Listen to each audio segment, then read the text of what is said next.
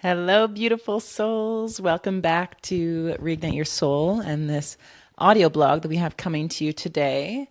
And so today we're going to be diving into how trauma is stored in the body, the mind body link that you need to know. This is an exciting topic. I mean, I didn't know about this stuff it was only since I got into the coaching world and into the healing that I obviously learned about this stuff. And it makes such a big impact on the way that we feel on a daily basis and also our belief that we have in ourselves. So I'm very excited to be able to share a little bit more about this so that you can really understand how trauma gets stored in the body and the mind body link, and also some resources to help you to be able to process some of the stuff that could be stored in your body and being able to listen to your body a little bit more.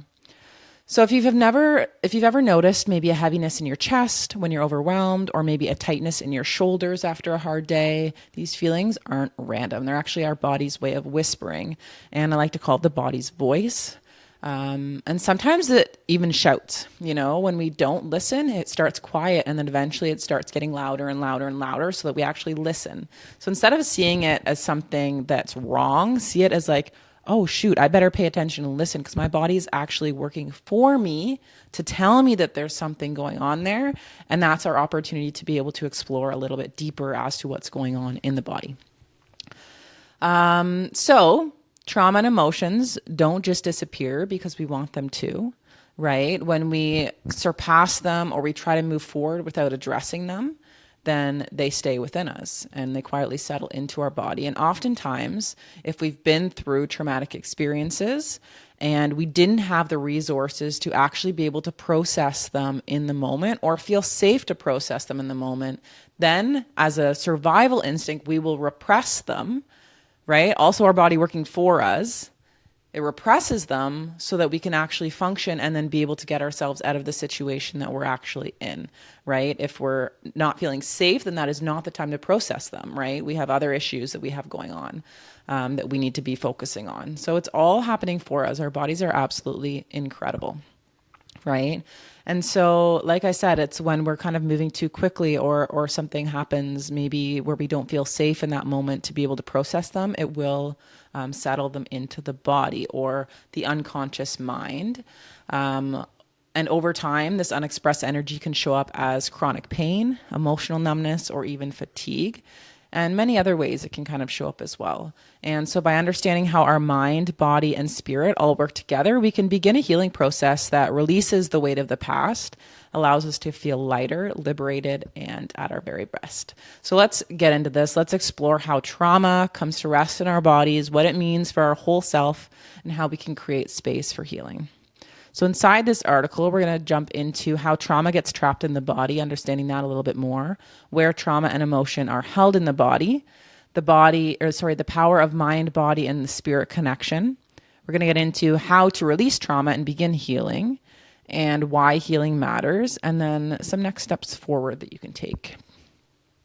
So number one is how trauma gets trapped in the body. So I already kind of shared a little bit about this. So trauma isn't just a memory or a feeling. It's actual experience that impacts every part of us, right? Physically, mentally, and spiritually. And when we go through a traumatic or highly stressful event, our body automatically shifts into survival mode, right? So our nervous system activates what is known as the fight, flight, freeze. And then they more recently added the fawn response. And it's your body's built-in way of protecting us from harm, right? So when we get into the fight one, right, you feel tension in your muscles, your heart pounds, and your body prepares to defend itself, right? And so that may be, depending on when you were a child, like obviously we can move through all of them, all four of these. However, there may be some, so tune into you and the responses that you have when you're stressed, which ones you go into. The next one is flight. So your legs might feel restless, or you sense the need to run or escape whatever danger might be there. More of like an escapism type behavior. And then we have freeze. So you may feel numb or stuck or unable to move forward or take action. And then the last one is fawning. So you feel completely compelled to please others, setting aside your own needs to avoid conflict or create safety. So this is kind of like merging into your environment. And they're all very fascinating when you start exploring them, because I mean, we are the way that we are for a reason. And when we can start seeing it as not being like there's something wrong with us for these behaviors that we have, or seeing them as something that can't be changed and it's holding us back from actually living the life that we want to live or being the person that we want to be, it becomes a complete game changer. Especially when we know that this response is actually natural, right? So sometimes the energy created during these moments, it actually doesn't leave the body. Like I said, instead it becomes trapped, showing up as later physical pain, tight muscles, digestive issues, headaches, or even autoimmune conditions. And these aren't just random aches and symptoms. They're actually our body asking for that care and attention, calling us back to the present moment to release what no longer belongs, right? And that's huge. Like, just take a moment to just acknowledge that what's coming up in our body is actually our body's voice saying, oh, hi, love, there's actually something here that I need you to take a look at. And I really would love you to resolve this so that we don't have our health deteriorate, right? So that we can feel our best, so that we can believe in ourselves and live the life that we want to live. It is just massive, right? So number 2, where trauma and emotions are held in the body. So the body is very wise and it carries emotional imprints in different places, often aligned with the type of emotion you're holding on to. Now, this isn't like a be all end all, like this is where the emotion is held. Everybody's emotions are held in a different place in their body. And when you tune into it, it makes sense why it's held in that area for the specific person. It's, in client sessions, like we have people holding stuff in their fingers or their knees or their toes, their ankles, their feet. Like it can be held really anywhere in your body. So this is just some of the major areas that emotions can be held. So the neck and the shoulders, right? Oftentimes in the neck and the shoulders, it's like we're carrying the weight of the world that often sits here. So responsibilities, if we feel a heavy weight of responsibilities, then it can be sitting there. Stress, and often words left unspoken as well can also be in this area through our throat, through the chest and the lungs. So this is where grief and sadness settles, making it feel very hard to breathe or inhale fully. Through our stomach and our gut, we can often have anxiety or fear live here, kind of twisting our stomach into knots and unease, maybe worry. In our hips and lower back, we can hold a lot of emotions like shame or anger, and they kind of hang out there, and we can often just see them as like, oh, I've got tight hip flexors or got tight hips, right? But we could do stretches all day long and it might not release because there's actually emotions there that are preventing it from being able to release. And then the jaw and the throat. So when we suppress emotions or hold back from saying what we truly feel, the tension can sit here. So not speaking our truth.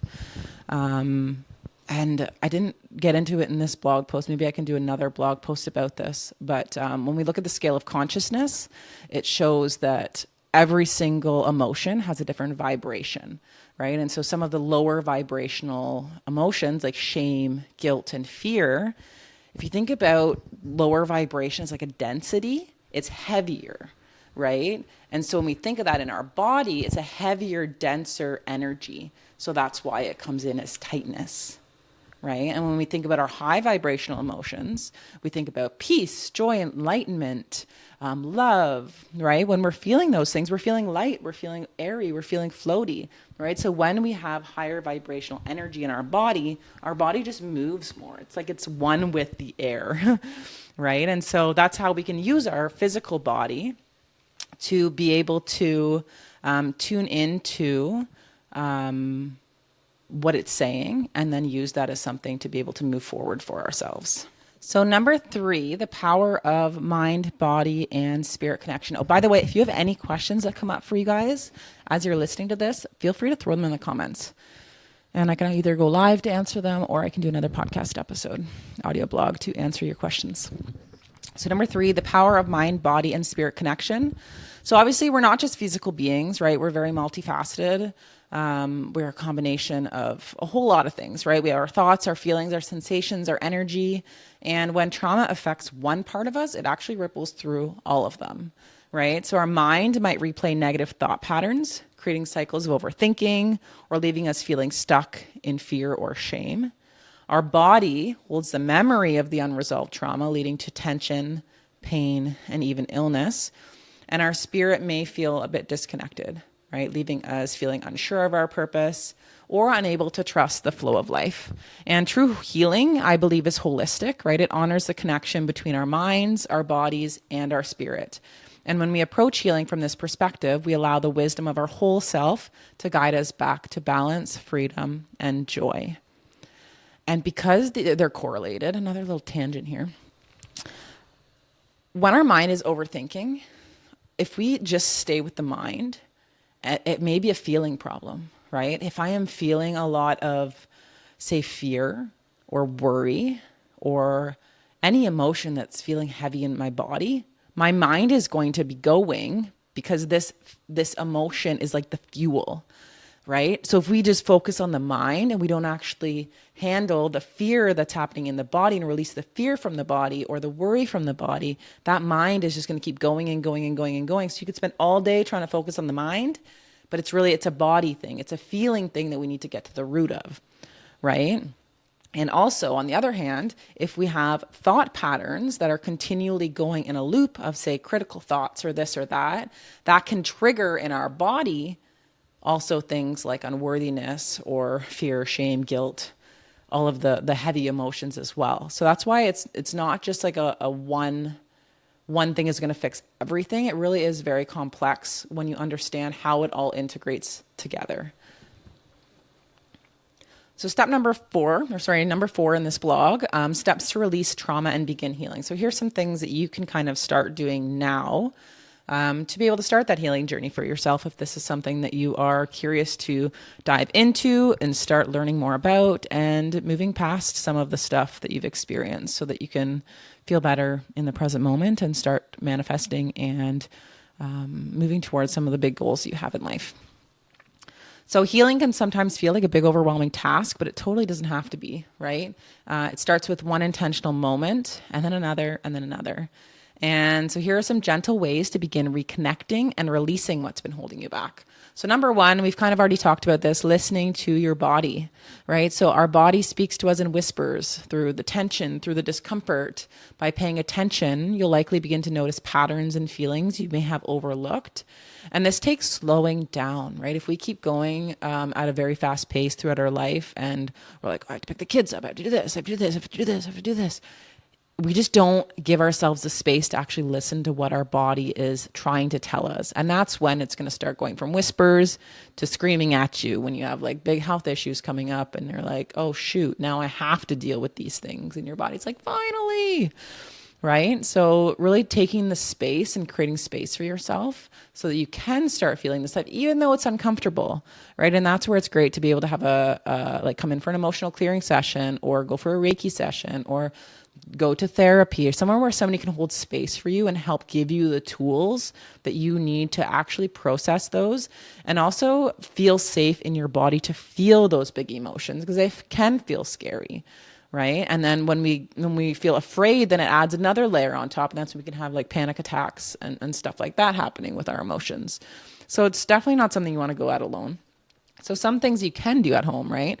Practice deep intentional breathing to calm your nervous system and create space for that heightened awareness. You can try a body scan, right? Sit quietly, notice how each part of your body feels, allowing yourself to just feel whatever comes up. And so I've linked in some body scans. If you are not following our account on Insight Timer, definitely follow it. You can search up Laura Plahuta or Reignite Your Soul. Lots of body scans on there, lots of meditations. And the intention of all of them is to really just help you to process a lot of the stuff in your body, to feel a little bit more, and to clear out some of that energy. So you can check those out. And so a little tip, if memories or emotions surface, you can also reflect by journaling. So you can take some time to be able to write some stuff out that comes through, and it might give you a better understanding as to what's happening as well, and may put the mind at ease. So it's when you kind of allow yourself to write without judgment, which can be hard. I know when I first started journaling, I judged everything that I wrote. I thought that I was doing it wrong.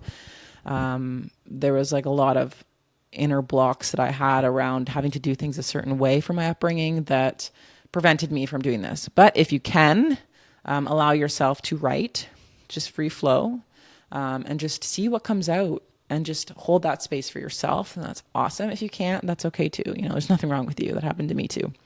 And it will get better if you continue on this healing journey. But just looking at the things that you have in your toolbox and seeing what works for you.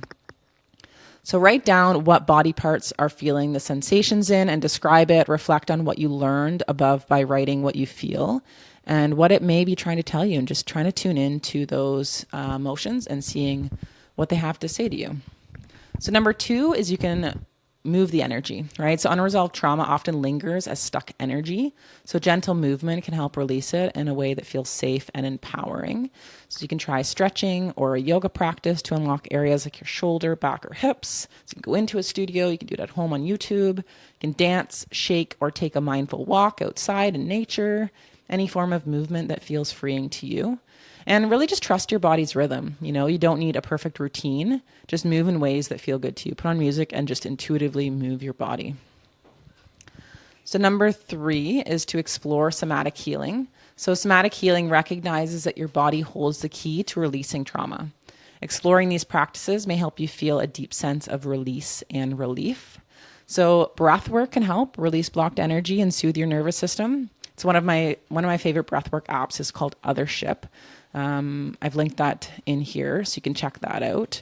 It's incredible. I absolutely love it. And it's guided, and it's just has fun music to go with it too. So it's super cool. Another one is Reiki or other energy modalities. So they can invite a harmony and balance back into your body and your body's energetic fields. If you are wanting to try Reiki, you can find a practitioner near you. Just Google it up.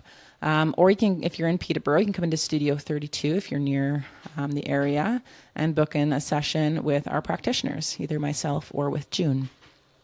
You can try emotional clearing. So guided by a trained professional, provides gentle ways to process stored trauma or emotions through connection with your body. Emotional clearing is just so cool. I'm fascinated with it. Number 4 is to reconnect with your spirit. So your spirit is the anchor of healing, right? Guiding you back to wholeness, to nurture this connection, spend time with what brings you peace and joy. So you can try meditating or practicing mindfulness to quiet your mind and connect inward. Spend time in nature. Earth itself has a grounding and restorative energy. You can explore your creativity, whether it's through painting, singing, journaling, dancing, simply playing. These are all ways that you can start reconnecting with your spirit or saying prayer and just asking the universe for what it is that you want, asking for guidance. So as always, the healing process isn't meant to be just one way, right? So, and it's also not meant to be done alone, right? So surround yourself with people who lift you up, who create spaces where you feel safe. Seek guidance from practitioners that you trust. Therapists, support groups, and just know that you're never alone in this. Number 5, so why healing matters, right? Unprocessed trauma shapes how you move through the world, and it can leave you feeling heavy, disconnected, or stuck. But when you choose to heal, when you dare to feel, release, and trust in your ability to move forward, you truly allow yourself to transform more than just your body, right? You reclaim your vitality, your joy, and your sense of freedom, which opens up so many possibilities in life. And you don't have to carry the weight of the past any longer because there are so many ways for us to heal. And healing is always possible. And your mind, your body, and your spirit are ready to guide you there with love, if you're open and willing to listen, that is. So number 6 is your step forward. So start where you are, right? Even reading this blog post or listening is a step toward your healing. If you're ready to go deeper, download our meditations that we have available, which provide you some resources to be able to use.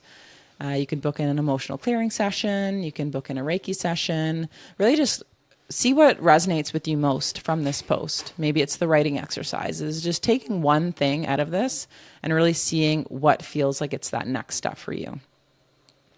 And just know that healing is your birthright and it's time to reclaim it. You're most definitely not alone. You are worthy of healing, love, and light. And you've got this. And we're here cheering you on every single step of the way. So thanks so much for being here. If you enjoyed this episode, please feel free to share it with your loved ones.